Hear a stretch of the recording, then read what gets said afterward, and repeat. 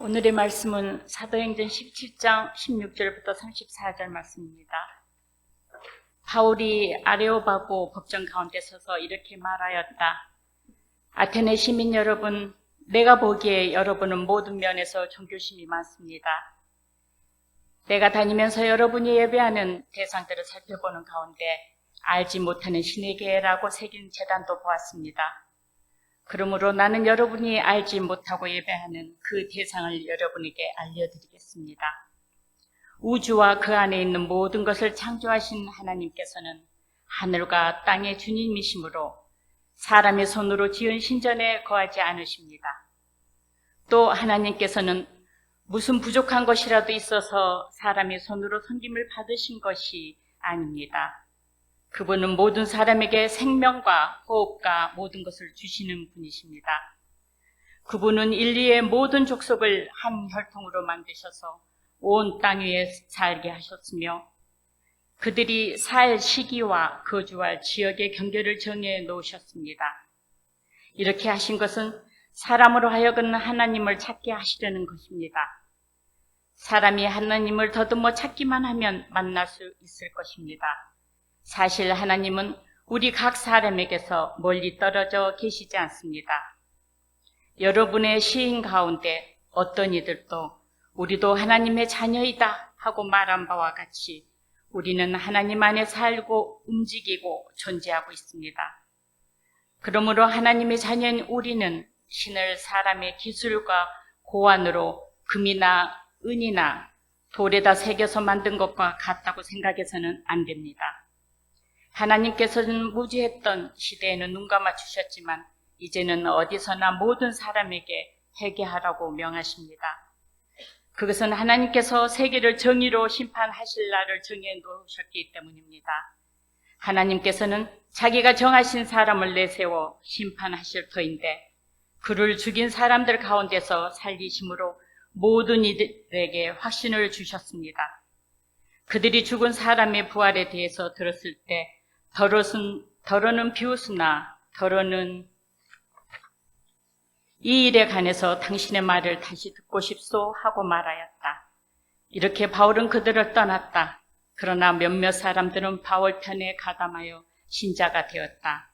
그 가운데는 아레오바고 법정의 판사인 디오누시오도 있었고 다말이라는 부인도 있었고 그 밖에 다른 사람들도 있었다.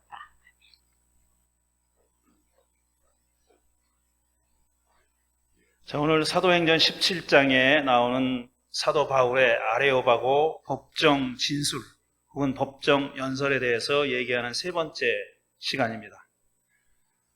지난주에 원래 이 이야기를 마치려고 했는데 지난주일에는 본래 계획은 신약성서에 있는 바울 서신, 바울의 이름으로 되어 있는 13개의 서신 의 성격을 얘기하고 그 다음에 이 법정 연설의 일부를 얘기할 계획이었습니다. 그런데 시간 계산을 잘못해서 앞에 얘기만 하다 보니까 벌써 한 30분 돼가지고 뒤에 얘기는 못했습니다. 그래서 어쩔 수 없이 오늘 한 번 더 연장하게 된 겁니다.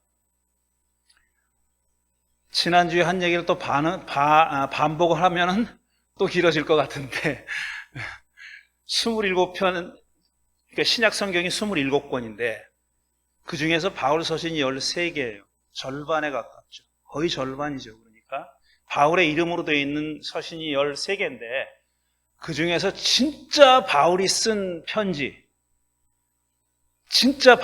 편지라고 알려진 것은 7편이라고 했습니다. 나머지는 바울의 이름이 들어있으나 신약 성서 학자들의 공통된 의견에 따르면 그 나머지 6편은 바울이 쓴 게 아니라는 겁니다.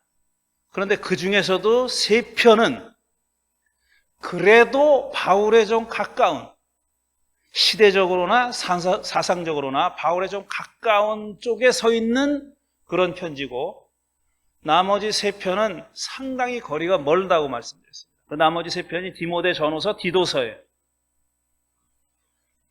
그 중간에 있는 것이 데살로니가 후서, 그 다음에 에베소서, 골로새서.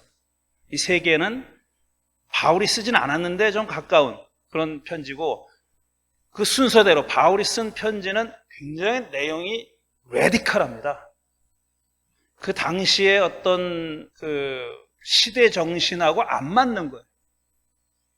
시대 정신보다 훨씬 더 레디컬한, 급진적인 그런 내용이 담겨 있고, 그 다음에 데살로니가 후서 그 중간에 속해 있는 편지는 그거보다는 조금 더 오른쪽으로 가 있는 편지입니다. 그래서 그걸 우리 흔히 그냥 리버럴하다고 얘기합니다. 처음에는 레디컬하다고 그렇게 규정할 수 있으면 그 다음은 굉장히 리버럴한 편지들이고, 디모데 전후서, 디도서는 아주 컨서버티브한 보수적인 편지예요. 그래서 이 디모데 전후서, 디도서하고 진짜 바울이 쓴 편지, 갈라디아서, 로마서 이런 편지하고 내용이 많이 다릅니다. 도대체 같은 사람이 쓴 거가 맞아 싶을 정도로 달라요. 그 얘기를 지난주에는 노예에 관한 이야기를 이 세 부류의 서신이 어떻게 달리 말하고 있는지를 제가 말씀드렸습니다. 오늘은 이 얘기를 마쳐야 되니까 그만큼만 얘기하고요. 아레오파고. 자, 바울이 아테네에 갔어요. 아테네에 간 이유는 복음을 전하러 간 겁니다. 놀러 간 것도 아니고 학자들과 논쟁하러 간 것도 아니고 관광 간 거 아닙니다. 복음을 전하러 갔는데 가서 아테네로 돌아보니까 이 바울이 받은 인상은 뭐냐면, 이건 우상으로 가득 찬 도시라는 인상을 받은 거예요. 아테네가 온갖 신전들이 있거든요. 온갖 신들을 섬기는 신전들이, 크고 작은 신전들이 곳곳에 있으니까 바울이 그걸 보고 느낀 인상은 뭐냐 하면은, 이거 우상으로 가득 찬 도시라고 느꼈고 격분했다 그랬어요. 이 아테네 사람들이 이렇게 우상을 섬기는 것에 대해서 화가 난 겁니다. 화가 났어요. 그러니까 자기 신념하고, 종교적인 신념하고 안 맞는 겁니다. 그래서 화가 났어요. 그렇지만 이제 광장에 나가서 토론을 한 겁니다. 그들이 많이 하듯이, 이 로마 사람들이 하듯이, 그리스 로마 사람들이 하듯이 광장에 나가서 이제 토론을 했는데, 이제 그 바울의 말을 귀담아 듣는 사람들이 있었어요. 설왕설래한 겁니다. 이상한 놈이네? 이상한 얘기를 한다고 말하는 사람들도 있었고, 들을 만한 가치가 있다고 생각하고 귀 기울여 듣는 사람들도 있었고, 그러다가 자기들의 어떤 자기들의 용인되는 선을 뛰어넘는 말을 했다고 여긴 겁니다. 그래서 아레오파고는 광장이 아니라 법정입니다. 법정으로 끌고 간 거예요. 재판을 받으려고, 심판을 받게 하려고 법정으로 끌고 간 겁니다. 오늘 읽은 내용은 그 법정에서 이야기한 내용이죠.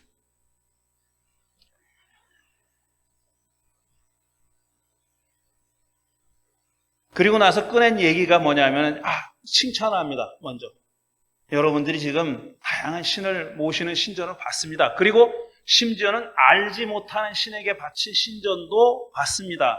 라면서 아테네 사람들의 종교심을 칭찬합니다. 여러분의 깊은 종교심에 내가 깊은 인상을 받았습니다. 라고 얘기합니다. 그러니까 이렇게 언뜻 보면 바울이 아테네 사람들의 다양한 종교, 다양한 신앙을 인정한 것처럼 얘기하는 겁니다. 그럼 사실 인정한 것, 속으로는 인정하지 않지만 전혀 이건 멍청한 놈들, 바보 같은 놈들, 이렇게 우상이나 섬기는 멍청한 놈들이라고 생각하고 인정한 게 아니에요. 그렇게 인정하는 척만 한 게 아니라 어느 정도는 그들의 종교심에 존경심을 표한 겁니다. 그 깊은 종교심을 인정한 거예요. 이 얘기를 하다 보면은 가장 먼저 떠오르는 생각이 뭐냐면, 21세기를 살아가는 우리에게 떠오르는 얘기는 뭐냐 하면은, 소위 요즘이 아니라 불과 몇십 년 전부터 한국에서 가장 교계에서 문제가 되는 거는 종교 다원주의라는 거예요. 종교 다원주의. 그런 말 들어보셨죠? 종교 다원주의. 안 들어봤어요? 이럴 수가. 종교 다원주의. 가장 최근에 어떤 신학대학원에서 한 교수를 종교다원주의를 주장한다 그래가지고 해고했습니다. 날려버렸어요. 당신의 신학은 우리 학교의 신학과 맞지 않는다 해가지고 그 사람을 해고시켜버렸어요. 그리고 이 종교다원주의자라는 낙인을 찍어서 해고시킨, 그런 신학 교수들을 해고시킨 역사는 상당히 오래됩니다. 수십 년 전에도 그런 일들이 있어 왔어요. 근데 가장 최근에도 우리가 21세기에도 똑같은 일이 벌어진 겁니다. 종교다원주의라는 것에 대해서 제가 잠깐만 이거 이렇게 잠깐 얘기할 내용은 아니지만, 종교다원주의는 말 그대로 다양한 종교를 인정한다는 얘기예요. 다양한 종교를 인정한다. 이런 얘기예요. 그러니까 내가 가지고 있는 종교만 옳은 게 아니라 다른 사람의 종교도 그 가치를 인정한다는 얘기입니다. 이게 종교다원주의자, 이렇게 인정하면은 종교다원주의자라는 낙인을 찍히는 거예요. 내 종교만 옳다라고 얘기해야 종교다원주의자가 안 되는 겁니다. 안종교다원주의자가 되는 거예요. 다른 종교의 가치를 인정하는 순간, 그때부터 언제나 그 사람은 종교다원주의자라는 낙인이 찍힐 가능성이 열리는 겁니다. 다른 종교의 가치를 인정한다면 그렇게 되는 거예요. 그런데 그렇게 낙인을 찍는 사람들이 오해하고 있는 게 두 가지가 있어요. 저 사람은 종교다원주의자라고 이렇게 낙인을 찍었을 때 그 낙인 찍힌 사람은 이런 사람이다라고 생각하는데 실제로는 그렇지 않다는 얘기입니다. 그러니까 오해하고, 아니면 의도적으로 오해했든지 아니면은 모르고 오해했든지 간에 이 두 가지 이유, 지금 말씀드린 두 가지 이유 때문에 종교다원주의자라고 낙인을 찍는데 그건 잘못됐다는 얘기입니다. 지금 제가 말하는 두 가지 종류의 종교다원주의자는 없어요, 실제로. 그런데 마치 그런 사람인 것처럼 하고 낙인을 찍는다는 겁니다. 첫째로 뭐냐 하면은 여러 다양한 종교적인 가르침을 다 모아서, 끌어모아서 하나의 종교를 만들려고 한다. 이건 거짓말이에요. 종교다원주의자라고, 저 말고 종교다원주의자라고 낙인 찍힌 사람 가운데 이런 주장을 하는 사람은 없습니다. 뭐 불교, 유대교, 회교, 그리스도교 다 모아서 하나를 만들자, 이런 사람은 없어요. 근데 마치 그러는 것처럼 그렇게 낙인을 찍고 저놈은 종교다원주의자야, 쫓아내야 돼, 이렇게 얘기한다는 겁니다. 그렇지 않고요. 그 다음에 또 두 번째로는 모든 종교가 다 똑같은 동등한 가치를 지니고 있다라고 주장하지 않아요. 그런데 마치 그렇게 주장한다고 낙인 찍으면서 그를 종교다원주의자라고 하고 쫓아냅니다. 그러니까 모든 종교가 다 동등한 가치를 가지고 있다고 생각하는 종교다원주의자는 없습니다.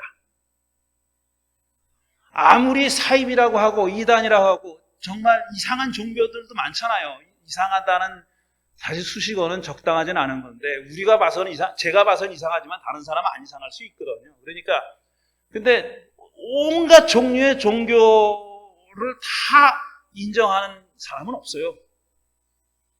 다 가치의 차이를, 경중의 차이를 다 둡니다. 그러니까 종교다원주의자가 모든 종교가 다 똑같다고 인정하는 거 아닙니다.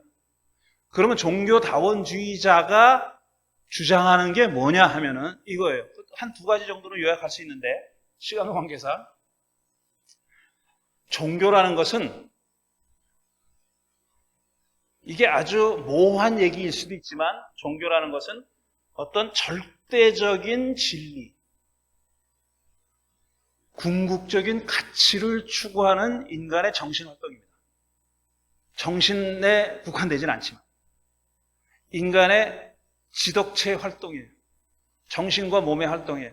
그 종교가 추구하는 것은 뭔지 모르지만 어쨌든 절대적인 진리, 궁극적인 가치라는 것이 있다고 상정하고 그걸 추구하고 그걸 찾아나가는 인간의 노력이 종교입니다. 종교다원주의자는 이걸 인정해요. 이걸 인정해요. 우리 인간의 종교라는 것은 모든 종교가 모든 종교가 궁극적으로는 절대적인 진리, 궁극적인 가치를 추구하는 활동이다라는 걸 인정합니다. 두 번째로는 지금 현존하는 현실의 모든 종교는 그런 가치를 추구하지만 그런 가치를 가지고 있다고 자신하지 않습니다. 그리스도교가 됐던 불교가 됐던 뭐가 됐든 간에 나는 종교 궁극적인 가치를 이미 얻었어 라든가 절대적인 진리를 파악했어 라고 주장하지 않아요. 그걸 인정하는 겁니다. 그러니까 내가 그리스도인이지만 그리스도교는 아직 그런 절대적인 진리, 궁극적인 가치에 도달하지 못하고 있어요. 현실적으로 그걸 추구하는 인간이 그렇다는 얘기예요. 인간이 그렇다는 사실을 인정해요. 나도 그렇고 다른 종교인도 그렇다고 인정합니다. 나도 거기 도달하지 못했고 저 사람도 도달하지 못했으니 우리 전부 다 아직까지 절대적인 가치를, 진리를 가지고 있다고 말할 수 없다라고 얘기하는 거예요. 종교다원주의자는 이걸 믿습니다.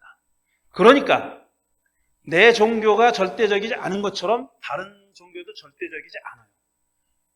따라서 할 수 있으면 다른 종교와 함께 협력해서 조금이라도 그런 궁극적인 가치를 얻고 절대적인 진리를 파악하는데 가까이 갔으면 가까이 갈 수 있다면 그렇게 하자라는 거예요. 그러니까 내 거를 망가뜨리자는 의도도 없고 다른 거를 틀려 먹었다고 얘기하는 것도 아니에요. 그게 아니라 다 나름대로 자기 그 진리를 추구하려는 각자의 종교 전통이 갖고 있는 그 전통 안에서 각자의 전통 안에서 그 노력을 기울이는 겁니다. 그걸 인정하는 겁니다. 그게 종교다원주의자라면은 종교다원주의자가 되는 게 맞다고 생각합니다. 지금 사도 바울도 제가 지금 말씀드린 내용을 그 시대, 2000년 전에 그 시대에 맞게 표현한 겁니다. 바울이 이렇게 말하지는 않았지만, 제가 말하는 것처럼 말하지는 않았지만, 그 시대 사람들의 언어와 개념으로, 그 시대 사람들의 시대 정신 안에서 그걸 표현한 거예요. 그게 아레오파고 법정 신술의 내용입니다. 할 얘기가 많은데, 뭐 이러다가 또 너무 길게 갈 테니까 다신교 사회입니다. 그 시대는 로마 제국 시대는 다신교 사회고 각양각색의 신들을 섬기고 숭배하는 것을 제국이 인정해 줬어요. 그대로. 두 가지만 하면 됩니다. 세금 잘 내고 황제한테 거역하지만 않으면 너희들 어떤 종족이 어떤 신을 믿고 어떤 신을 예배하든지 그거 상관하지 않겠어. 라는 게 로마 제국의 방침이에요. 그런데 유대인들은 예외적인 취급을 받았어요. 왜 예외적인 취급을 받았냐면 유대인의 종교는, 그러니까 구약 성서의 종교는 야훼 이외에 다른 신을 섬기지 못하잖아요. 그러니까 다신을 인정하지. 자기는 다른 신들을 안 믿는 거, 섬기지 않는 겁니다. 심지어는 황제까지도 섬기지 않는 것을 제국이 인정했어요. 니들은 예외야. 니들은 원래 그런 종족이니까 너희들은 예외로 쳐줄게. 단 반란을 일으킬 생각을 하거나 아니면 세금을 안 낼 생각하면 죽어. 이겁니다. 유대인들은 그걸 예외로 인정받았어요. 그런 유대인입니다. 바울이. 그런 생각을 가지고 아테네에 들어가니까 이 사람 눈에는 죄다 우상을 숨기는 자들로 보이는 겁니다. 이게 우상을 숨기는 자들로 보이는 겁니다. 그래서 이 바울은 그들 앞에서 자기의 신앙, 자기의 종교적 신념을 한 서너 가지로 설명한 거예요. 이게 바로 이 아레오파고 연설의 내용입니다. 첫 번째로 뭘 얘기하냐면은 하나님은 사람이 손으로 지은 신전에 계시지 않는다 라고 얘기했어요. 방금 읽은 대로입니다. 하나님은 사람이 손으로 지은 신전에 거하지 않기 때문에 그 신전에 가야 숭배할 수 있고 예배할 수 있고 그건 틀렸다라는 얘기입니다. 신전과 신을 섬긴다는 신이 계시다고 신이 거기 거주한다고 생각하는 신전을 짓는 일, 그 다음에 그 신을 어떤 눈에 보이는 형상으로 표현하는 일은 종교적인 행위일 뿐 아니라 정치적인 행위이기도 한 겁니다. 그 신전을 짓는 사람과 형상을 만들어서 섬기게 만드는 사람들의 권력이 거기 포함되어 있는 내용이에요. 근데 그 얘기는 다 차치한다 하더라도 지금 어느 21세기 사는 사람들이 지금 이 예배당 안에 우리가 지금 예배하는 신이 계시다 라고 믿는 사람들이 얼마나 될까요? 어떤 신은 눈에 보이는 형상을 만들어야 그 신을 제대로 경배하고 예배할 수 있다고 믿는 사람이 얼마나 될까요? 가만히 생각해 보면 그렇지 않다고 다 생각할 거예요. 근데 제가 어릴 때만 해도 언젠가 말씀드렸잖아요. 예배당 가면 가운데 자리에 늘 비어 있었습니다. 강단 위에 의자가 여러 개 놓여서 예배 순서 맡은 사람들이 그 올라가서 예배 순서를 담당할 때까지 기다렸다가 하고 내려오잖아요. 가운데 자리는 늘 비워놨어요. 거기는 하나님이 앉아 계시는 곳이에요. 가운데 자리에 앉아서는 안 되는 거예요. 그게 뭐냐 하면은 사실 머리로는 사람들이 그런 하나님이 사람 손으로 지은 신전에 계실 거다 라고 믿지 않지만 진화의 지체 현상이 일어나는 거예요. 머리로는 아닌데 오랫동안 그렇게 믿어왔기 때문에 계속 그래도 예배당 안에 들어오면 뭔가 숙연해지고 뭔가 앉아가지고 기도부터 해야 될 것 같고 그런 거예요. 예배당 안에 와서 기도해야 효과가 더 나을 것 같고 그래가지고 새벽 기도 나가고 그러는 거 아닙니까? 멀리서 운전해가지고 가도 집에서 기도해도 되는데 그게 아니고 교회에 가서 기도해야만 뭐가 더 잘 들어줄 것 같고 이런 생각이 여전히 남아있다고. 그걸 제가 탓하거나 나쁘다고 생각하는 게 아니에요. 왜냐하면 오랫동안 우리 인류는 그래 왔기 때문에 아직도 남아있는 거예요. 지금 우리가 지방을 먹으면 안 됩니다. 언젠가 말씀드렸잖아요. 지방을 먹으면 안 돼요. 근데 지방이 땡겨 계속.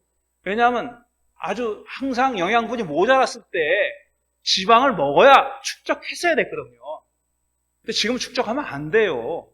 근데 여전히 지방이 땡기는 거는 진화의 지체 현상이라고 말씀드렸어요. 지금도 사람이 손으로 지은 신전을 지어야 한다고 생각하고 그 안에서 들어가면 뭔가 이제 거룩해 보이고 이거 다 진화의 지체 현상입니다. 그럼 바울이 믿는 유대교는 안 그랬냐? 유대교도 그랬죠.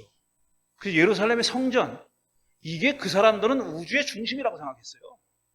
그냥 자기네 신인 야훼 신을 모시는 신전이고 거기서 예배하고 제물을 바치는 데에 그치는 게 아니라 온 우주의 중심이 예루살렘 성전이라고 생각했습니다. 그런 분위기에서 자랐던 이 바울이 지금 하는 얘기는 하나님은 사람이 손으로 지은 신전에 계시는 분이 아니다 라고 딱 잘라 얘기한 거예요. 우리도 점점 여기서 벗어나고 있습니다. 지금 제가 어렸을 때 교회 다녔을 때랑은 많이 달라졌어요. 점점 달라질 거예요 앞으로. 그 다음에 두 번째로 뭘 얘기했냐면 하나님은 뭔가 부족해서 사람의 손으로 섬김을 받는 분이 아니다 그랬어요. 하나님 뭔가 아쉬워서 사람들이 뭘 해주기를 바라는 분이 아니라는 거예요.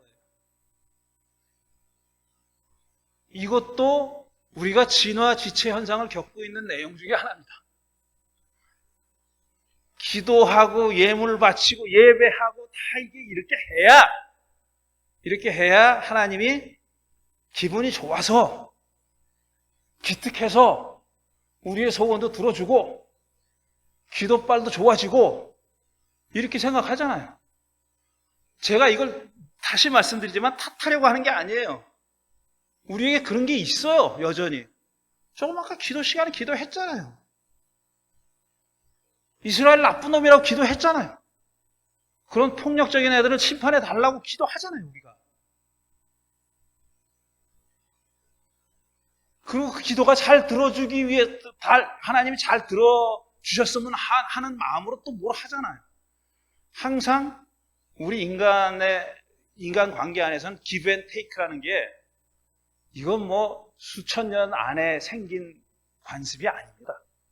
우리 인간의 뭔가 받는 게 있으면 줘야 되고 준 게 있으면 받을 걸 기대하고 이거는 우리 인간의 오랜 진화의 기간 동안에 만들어진 우리 유전자 안에 박혀있는 내용이에요.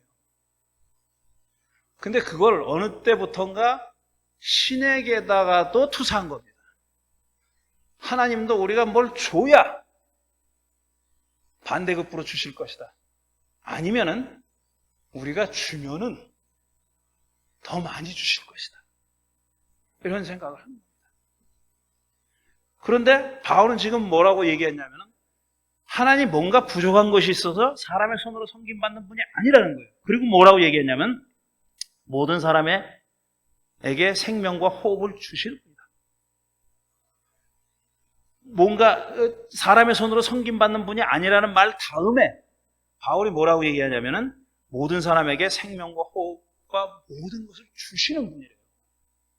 우리가 뭔가 굳이 하나님께 드리지 않아도 하나님은 그걸 우리에게 그냥 선물로, 기프트로, 이걸 히란 말로 카리스마라고 하는 겁니다. 카리스마로, 기프트로, 선물로 그냥 주신다. 우리 인간은 사실 우리 인간 관계에서 인간들 간의 관계에서 만들어 온 오랜 관습 때문에 이게 선물을 주고 받는다는 것에 대해서 굉장히 편안하지가 않습니다. 안 그렇습니까? 뭘 받잖아요. 누구한테 받으면은 나도 줘야 될 텐데 하는 마음이 생겨요. 내가 100을 받았으면 적어도 50은 줘야지. 적어도 이런 생각을 한다고요. 그리고 내가 뭘 줬어요. 그러면은 그냥 모른 척 하면 섭섭해. 이 기브 앤 테이크가 우리 인간들 사이에서는 이게 나쁜 게 아니라 미덕이에요. 미덕인데 이게 하나님에게까지 확장되는 것은 문제라고 얘기하는 거지. 바울이. 그건 하나님께 그런 내용을 하나님께로 확장하지 말아라라는 겁니다. 하나님 뭔가 부족해가지고 그랬대 뭘 달라고 하는 거지가 아니다. 거지가 아니라는 거예요. 그냥 하나님은 모든 것이 넉넉하니까 우리에게 그냥 다 선물로 주시는 분이다. 우리가 뭘 되갚을 거라고 기대하지 않으시니까 그걸 되갚아야 된다는 무슨 부담감 같은 거 가질 필요 없다. 라고 얘기하는 거예요, 지금 바울이. 하나님은 그런 분이라는 겁니다. 섬기려고 애쓰지 마시오들. 하나님은 그런 거 기대하지도 않고 그건 오히려 오만이라는 겁니다. 하나님께 뭘 받았으면 주려고 생각하는 것은 그거는 신앙이 아니라 오만이라는 거예요. 하나님은 다 모든 걸 선물로 주시는 분이니까 그냥 누리라고. 그냥 누리라고. 갚을 생각하지 말고 누리라고 하는 거예요. 그 다음에 또 하나가 하나님은 사람에게서 멀리 떨어져 계신 분이 아니라 가까이 계심으로 더듬어 찾기만 하면 만날 수 있는 분이라고 얘기했어요. 더듬어 찾기만 하면 만날 수 있는 분이다. 멀리 계신 분이 아니다.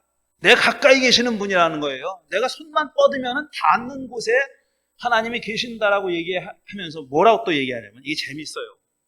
모든 족속을 한 혈통으로 만드셔서 온 땅 위에 살게 하셨으며 그들이 살 시기와 거주할 지역의 경계를 정해놓으신 분이다 그랬어요.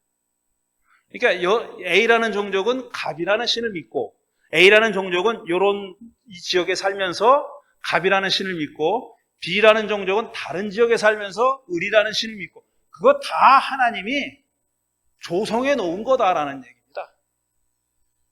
그 얘기에 지금 바울은 한 종족에게 그렇게 살 곳을 정해놨다라고만 얘기했지만 그 종족이 거기서 각자의 신들을 섬기고 있잖아요. 그것까지 다 인정하는 거예요. 그것까지 다 인정하는 거예요. 이게 소위 ethnicity라는 개념입니다. 이게 뭐라고 번역을 해야 될지, 종족성이라 그래야 되나? 적당한 말이 없어요. ethnicity라는 말에, ethnic이라는 말에 적당한 우리말이 없습니다. 근데 이 바울이 종족을 얘기할 때, 여러 종족에게 뭘 하기로 했다. 종족을 얘기할 때는 어떤 혈연만 얘기하는 것이 아니라, 수평적인 관계만 얘기하는 것이 아니라 수적인 관계까지 포함한다.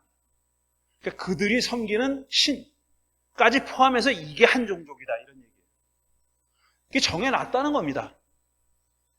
근데 그 정해놓은 게 템포럴이라는 거예요. 일시적이라는 거예요. 언제까지 그걸 용인하지는 않는다라는 얘기입니다. 그 다음에 나온 얘기가 그거예요. 하나님께서 무지했던 시대에는 눈 감아주셨지만 이제는 어디에서나 모든 사람에게 회개하라고 명하십니다. 그것은 하나님께서 세계를 정의로 심판하실 날로 정해놓으셨기 때문이다. 이랬어요. 자, 무지할 때는 참아줬어, 하나님이. 이렇게 각 종족이 자기들 신을 뭐라고 부르든지, 바알이라고 부르든지 뭐라고 부르든지 부르고 섬기는 걸 인정해줬어요. 하나님이 인정해줬는데 그건 어디까지나 일시적인 거다. 그거는 일종의 더듬어서 찾기만 하면 만날 수 있는 분이 옆에 있는데 그걸 모르고 무지했기 때문에 그걸 허용해 줬다는 거예요. 그러나 그동안에도 하나님은 어디 멀리 가 계신 게 아니라 여러분들 옆에 있었다고 얘기하는 겁니다. 그러니까 여러분들이 손을 들어서 더듬어서 찾기만 하면 찾을 수 있는 곳에 그렇게 가까이 계셨다고 얘기하는 거예요. 그렇지만 그런 것을 참아주셨다. 근데 언제까지나 참지는 않는다라는 얘기예요. 그 다음에 하나님의 정의라는 얘기가 나옵니다. 이걸 요즘 말로 표현하면 이겁니다. 오광남 교수님이 얘기하시는 표층 종교와 심층 종교라는 게 이거예요. 우리가 다 지금 믿고 있는 종교는 그리스도교를 포함해가지고 다 표층 종교입니다. 우리가 지금 하는 거 다 표층 종교를 실현하고 있는 그런 행위입니다. 그리스도교 교리가 있고 가르침이 있고 그걸 따라서 행합니다. 그거 다 표층이에요. 그 뭘 했다 표층이에요. 근데 지금 바울이 얘기하는 거는 그 밑바닥에 더 깊은 게 있다라는 겁니다. 일시적으로 각 종족들이 부르는 신이 있지만 그 너머에 그거를 바울은 손만 뻗으면 닿을 수 있는 가까운 곳이라고 얘기해요.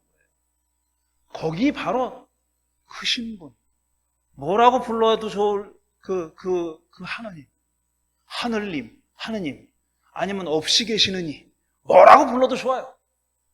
바로 그분, 우리가 말로 표현할 수 없는, 우리의 언어와 개념이 담을 수 없는 그분이 가까이 계시다는 겁니다. 지금 우리가 각 종교에서 각 종족들이 각자의 종교로서 추구하는 것은 그 없이 계시는 분에게로 나아가는 통로다라는 얘기예요. 통로로 일시적으로 열어놓은 통로라는 겁니다. 근데 그 통로가 언제까지나 열려 있는 건 아니라는 얘기예요. 이제 곧 그 통로가 닫힌다.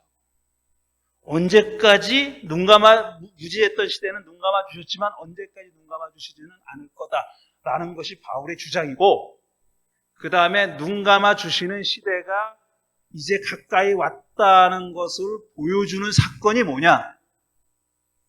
예수의 부활이라. 그게 예수의 부활이라. 근데 그 부활에 관련된 얘기는, 이게 부활에 관한 얘기는 결국 바울의 서신을 들어가 봐요. 지금 여기서는 이 연설에서는 부활이라고 말하고 끝쳤어요.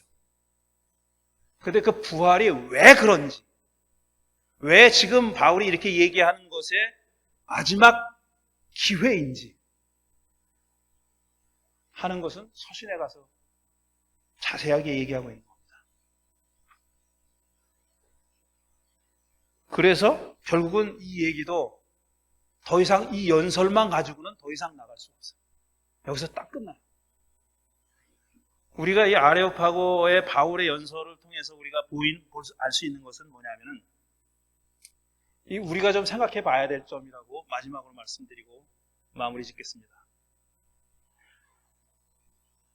바울은 항상 듣는 사람의 눈높이라는 표현 제가 싫어하는데 어쩔 수 없어요. 무슨 자기는 높이 있고 낮춰야 되는 것처럼 이렇게 얘기할 그런 뜻이 담겨 있으니까. 근데 그 사람들의 성정과 그 사람들의 문화와 그 사람들의 전통에 친화적으로 접근했습니다. 그 사람들의 종교심을, 깊은 종교심을 인정하고 공감할 수 있는 내용에서부터 점점 나아가서 자기 주장을 얘기해요. 그런 식으로 접근했어요. 그러니까 바울이 상대방을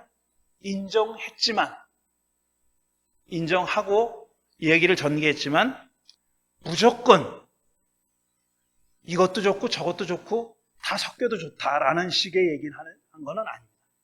자기의 분명한 주장, 이 사람이 얘기하려고 하는 것은 예수의 부활이 세상을 바꿔놨다고 얘기하는 겁니다. 예수의 부활 사건이 이 통째로 이 세상을 바꾸는 그런 사건의 출발점이다 라고 얘기하고 있는 겁니다.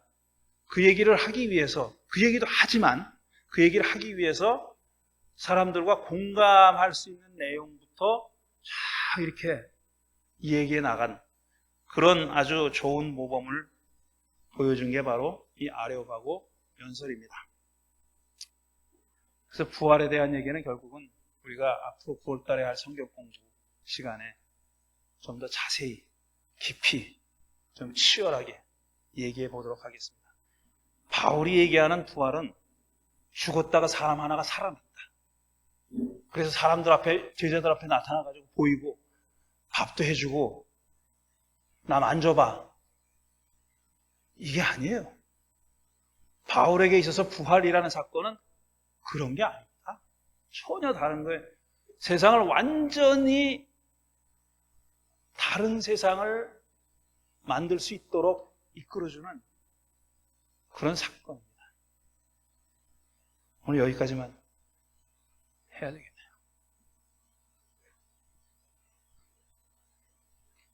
아쉽네.